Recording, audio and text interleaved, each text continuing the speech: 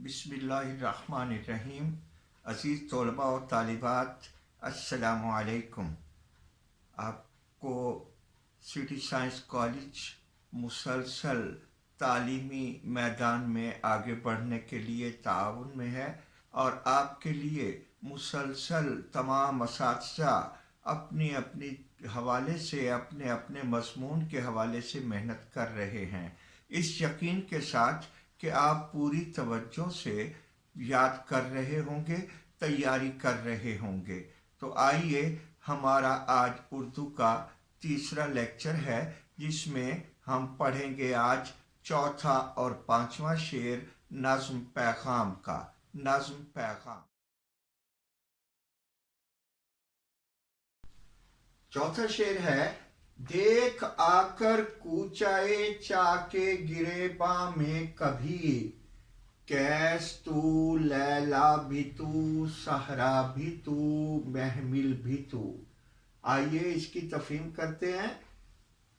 कूचाए चाके गिरेबा, उस शाख की गली में। कूचा गली, ए अलामत इजाफत है, का की के का मतलब आता है चाक फटी हुई जगह, गरीबा दामन, और कैस ये मजनू का असल नाम है, लैला मजनू की महबूबा का नाम है, सहरा रेगिस्तान, महमिल कजावा ऊंट पर इंसान के बैठने की जगह जिस पर पर्देदारी भी लगाई जाती थी अगर ख़वातीन सफ़र करती थीं।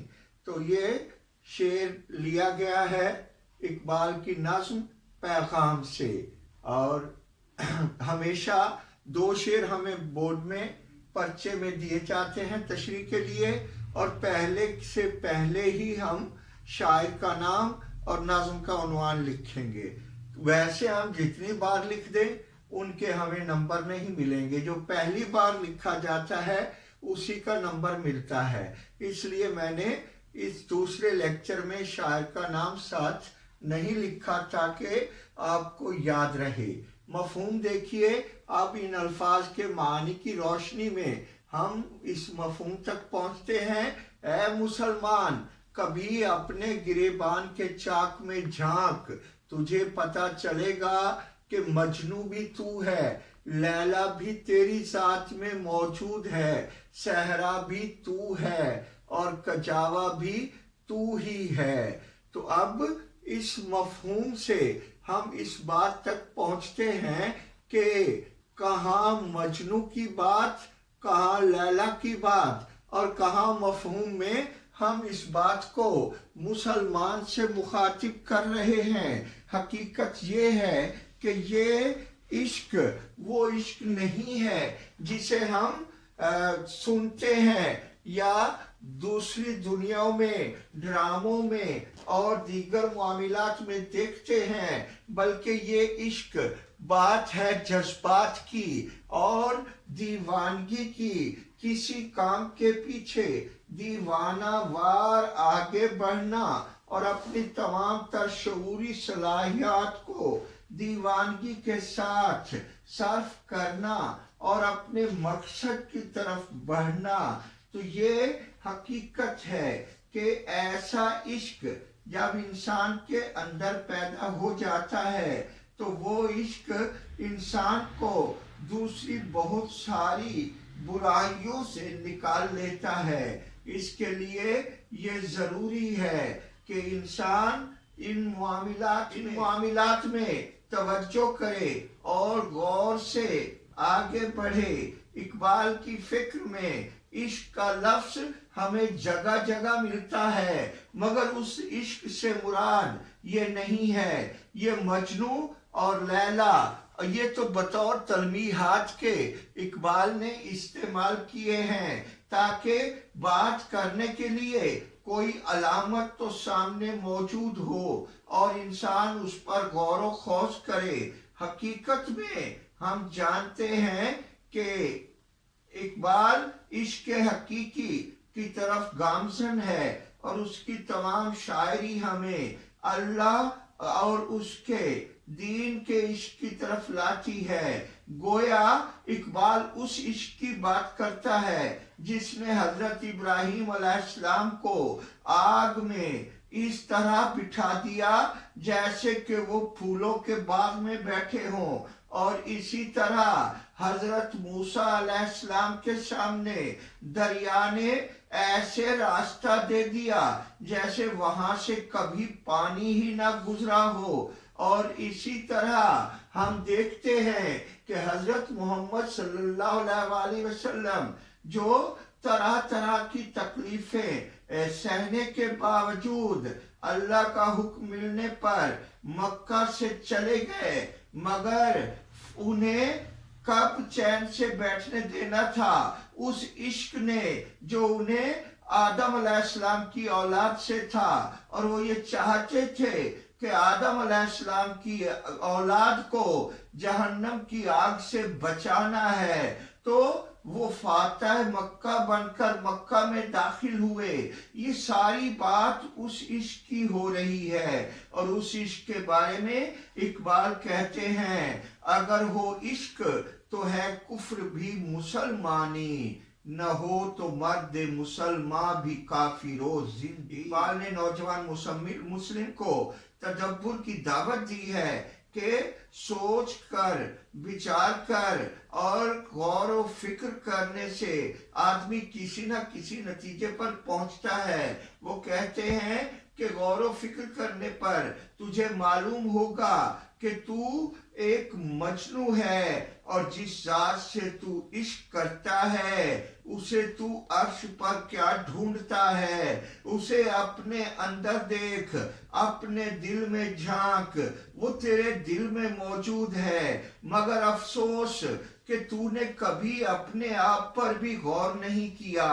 حقیقت تو یہ ہے کہ من عرف نفسہ فقط عرف ربہ، جس نے اپنی ذات کو پہچانا اس نے اپنے رب کو پہچانا، اور جس نے اپنے رب کو پہچان لیا پھر کائنات کے تمام راز اس کے سامنے راز نہیں رہتے، کوئی راز اس کے سامنے پوشیدہ نہیں رہتا، سارے راز واہ ہو جاتے ہیں، اور وہ ہتھیلی پر پوری دنیا کو ایسے دیکھتا ہے جیسے ہتھیلی پر ایک سرسوں کا دانہ، ایک رائی کا دانہ یا ایک تل کو دیکھا جاتا ہے۔ حقیقت میں وہ ذات انسان تیرے اندر موجود ہے، تو اسے اپنے اندر دیکھ، پھر تو بھی کہہ اٹھے گا کہ دل مرد مومن مقام خدا است، مسلمان مرد کا دل خدا کا مقام ہے، وہاں خدا موجود ہے، اور اگر دل میں خدا موجود ہے تو پھر محمل بھی تو ہے، تو نے ہی لیلا کو اپنے اندر بٹھایا ہوا ہے، اور اپنے آپ سے اگر تو محبت کرے گا تو یقیناً تو خود آشنائی حاصل کر لے گا، اور خود آشنائی کو خدا آشنائی مانا جاتا ہے۔ گویا جو خود شناس ہو گیا وہ خدا شناس ہو گیا، اس لیے لیلا تیری بھی تیرے اندر ہی موجود ہے۔ اقبال اس شعر میں دیوانگی، سچی لگن اور عشق حقیقی کو مومن کا ترائے امتیاز قرار دیتے ہیں۔ وہ کہہ رہے ہیں کہ ابھی تمہاری لگن اور عشق مکمل نہیں، تمہیں اپنے اندر ان جذبات کو نئے سرے سے بھڑکانا ہوگا، غور و فکر کی نئی منزلیں طے کرنا ہوں گی، اور نئی نئی اختراعات کے ذریعے نئی نئی ایجادات کی سہولتیں حاصل کرنا ہوں گی، اور یقیناً تو پھر اپنی عظمت کا سکہ بٹھا سکے گا۔ اور اس بات کو جگر مراد آبادی نے اس انداز سے بیان کیا ہے کہ کاروبار جہاں سنورتے ہیں होश जब बेखुदी से मिलता है, ज़रूरत तो अपने अंदर दीवानगी पैदा करके अपने मकासद की तरफ बढ़ने की है, यानी मकासद को याद रखना ही शऊर है, होश है, होशमंदी है, और दीवानावार उन्हें हासिल करना बेखुदी है। होश और बेखुदी, दीवानगी और बाशऊरी, इन दोनों कैफियतों को एक साथ लेकर चलना ही इश्क होशियार का नाम है, और इश्क होशियार ही इंसान को कामयाबी दिलाता है। तो नाज़्म के 5वें शेर को देखिए। वाय नादानी के तू मोहताज साकी हो गया, मैं भी तू, मीना भी तू, साकी भी तू, महफिल भी तू। वाय कलमा अफसोस है, इसके मानी अफसोस ही लिया जाता है। नादानी अहमकपना, बेवकूफ़ी, मोहताज दस्त निगर, एहतियाज रखने वाला, साकी पिलाने वाला, मैं शराब, मीना सुराही, साकी पिलाने वाला, महफिल अंजुमन दोस्तों की बज़्म। मफ़हूम देखिए। अफसोस ऐ मुसलमान, तू साकी का दस्तनिगर होके रह गया है, हालांकि शराब भी तेरी ज़ात है, सुराही और साकी भी तू है, तू खुद अपनी ज़ात में एक अंजुमन भी है। तो इकबाल इस शेर में हमें एक दर्दनाक कैफियत में बात करते हुए दिखाई देते हैं। वो कहते हैं कि साकी जो है शराब पिलाने वाला, ऐ मुसलमान तू उसका अफसोस मोहताज होकर रह गया है, यानी हर मामले में मगरिब को मद्देनजर रखता है, अहले यूरोप को गैर मजहब भी कहता है, उन्हें हराम खाने वाला भी कहता है, मगर अफसोस के उन्हीं का तू सब कुछ इस्तेमाल करता है। फिक्र अफकार जिसमें इनकलाब बर्पा हो चुका था और मगरबी तहरीकें और सेकुलरिज्म की आड़ में अपने दीन को खारबात कह गई, और उन्होंने अपने निज़ाम हुकूमत, निज़ाम सियासत और निज़ाम जिंदगी से दीन को एक तरफ निकाल फेंका है और एक नई तहजीब का नाम लेकर आगे बढ़े हैं। और वो क्या है उनकी कैफियत?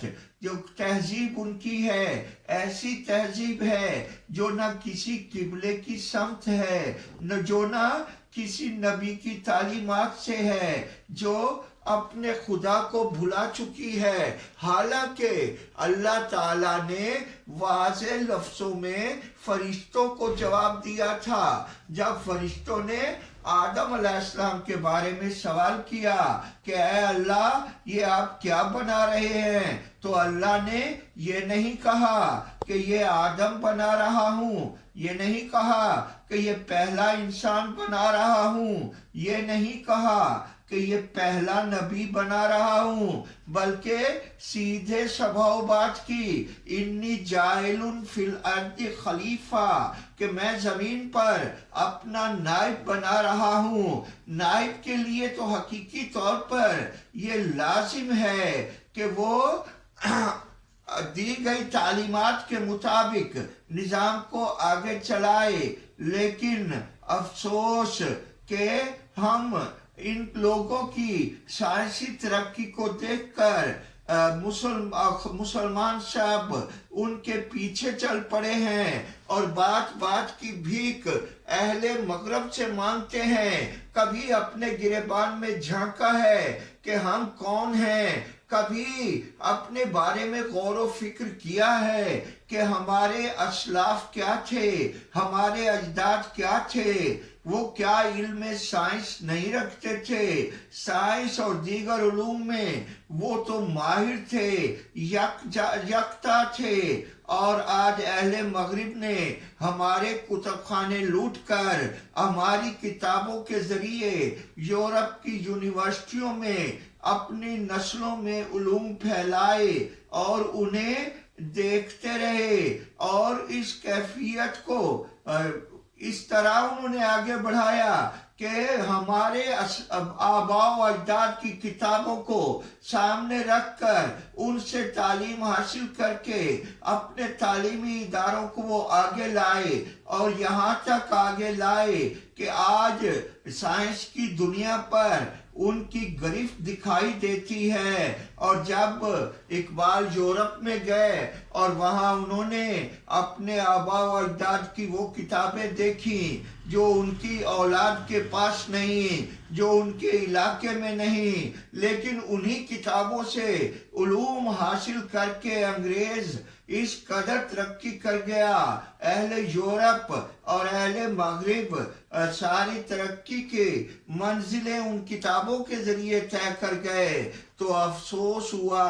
اور اقبال نے کہا کہ مگر وہ علم کے موتی کتابیں اپنے آبا کی، جو دیکھے ان کو یورپ میں تو دل ہوتا ہے سی پارا۔ تو حقیقت بات یہ ہے کہ وہ ہماری شراب تھی جسے ہم پیتے تھے۔ علم کو یہاں اختیاراتی طور پر اقبال شراب کا نام دے رہا ہے اور کتاب کو صراحی کا نام دے رہا ہے اور پیالہ طلب ہے اور محفل سب پڑھنے والے ہیں، علم حاصل کرنے والے ہیں۔ اگر اس طرح سے ہم آگے رہتے تو ہم اپنے آباء و اجداد کے بارے میں جانتے ہیں کہ ان لوگوں کی کیا کیفیت تھی۔ عرب ایک ریگستان تھا، ایک ریگستان جہاں صرف اونٹ ہی پالے جاتے تھے اور اونٹ پالنے والے لوگ ہی وہاں پنپتے تھے۔ لیکن جب انہوں نے حضور اکرم صلی اللہ علیہ وسلم سے تعلیمات پائیں تو پوری دنیا کے استاد ٹھہرے اور پوری دنیا کو انہوں نے علم کے خزانے عطا کیے، یہاں تک کہ آج تک کی جمہوریت کا جدید ترین نظام حضرت عمر رضی اللہ تعالی عنہ کے بنائے ہوئے نظام کی نقل ہے۔ اور اسی بات کو دیکھ کر شاعر کہتا ہے کہ تہذیب کی شمعیں روشن کی اونٹوں کے چرانے والوں نے، کانٹوں کو گلوں کی قسمت دی، ذروں کے مقدر چمکائے۔ یہاں ہم دیکھتے ہیں کہ ساقی سے مراد قرون اولا، ممتاز مسلم یا مرد مومن ہے، میں سے مراد توحید ہے۔ اور اگر ہم اس انگ سے دیکھیں تو پھر اے مسلمان اپنی حقیقت سے آشنا ہو کہ پھر یہ جو شراب ہے جو توحید کی مے ہے، جسے ہم کہتے ہیں کہ اللہ کی ذات میں مست ہونا، اور روز الست کی بات کرتے ہیں اور بات بات میں حوالہ دیتے ہیں کہ ہمیں تو اللہ تعالیٰ نے الست بربکم کہہ کر پکارا تھا، ہم سے کلام کیا تھا، تو پھر وہ آج ہمارے سینوں میں باتیں کیوں نہیں رہیں؟ افسوس، صد افسوس کہ ہم نے اپنے آپ کو نہیں پہچانا، تو پھر ہم اپنے آپ کو دنیا میں کیسے متعارف کرا سکتے ہیں؟ اس لیے اقبال کہتے ہیں چشم اقوام سے مخفی ہے حقیقت تیری، ہے ابھی محفل ہستی کو ضرورت تیری۔ چنانچہ موجودہ دور کی پستیوں میں گرے ہوئے مسلمانوں میں قرون اولا کی مسلمانوں کی صفات کا متمنی ہیں۔ وہ کہتے ہیں کہ اے مسلمان، تو اللہ کے حبیب کا نائب ہے، تجھ پر بہت بڑی اور اہم ذمہ داری عائد ہے، اور وہ یہ ہے کہ آپ خاتم النبیین ہیں، چونکہ آپ کے بعد کسی نبی کو نہیں آنا، اس لیے نبیوں والا کام اللہ نے تیرے ذمہ لگایا ہے، اور نبی پاک نے اپنی امت کے ذمہ یہ ساری باتیں لگائی ہیں۔ تو حقیقت یہ ہے کہ تو اپنے آپ سے آشنا ہو اور علوم و فضول حاصل کر اور فضیلت میں آگے بڑھ، تعلیم میں آگے بڑھ اور اپنا مقام حاصل کر، پھر اقبال یہی کہیں گے، تیرا وجود سراپا تجلی افرنگ، کہ تو وہاں کی عمارت گروں کی ہے تعمیر۔ اور اگر تو یورپ والی تعلیم میں رہا تو نتیجتاً پھر ایسے ہی ہوگا کہ یورپ کے عمارت گروں کی تعمیر کی ہوئی ایک تو عمارت ہے، اور تو افرنگیوں کا سارا علم اور انہی کی ہر بات کو سراہتا ہے اور وہی سب کچھ تم سے چھلکتا ہے۔ لہذا اپنے علوم کی طرف آ جاؤ جو قرآن میں موجود ہیں، جو حدیث میں موجود ہیں، جو اساتذہ اسلام کی تعلیمات میں موجود ہیں۔ اگر ادھر آ جاؤ گے تو پھر تم سے کبھی تجلی افرنگ نہیں ہوگی، بلکہ تجلی دین الہی ہوگی، اور اللہ کے ولیوں کا رنگ تم سے ظاہر ہوگا۔ شرط یہ ہے کہ انسان اللہ کے دین کی میں لے کر آگے بڑھے۔ تو عزیز طلبہ، مجھے یقین ہے کہ آپ توجہ سے تیاری کریں گے اور اگلے لیکچر میں پھر ملیں گے۔ آئندہ لیکچر تک اللہ حافظ۔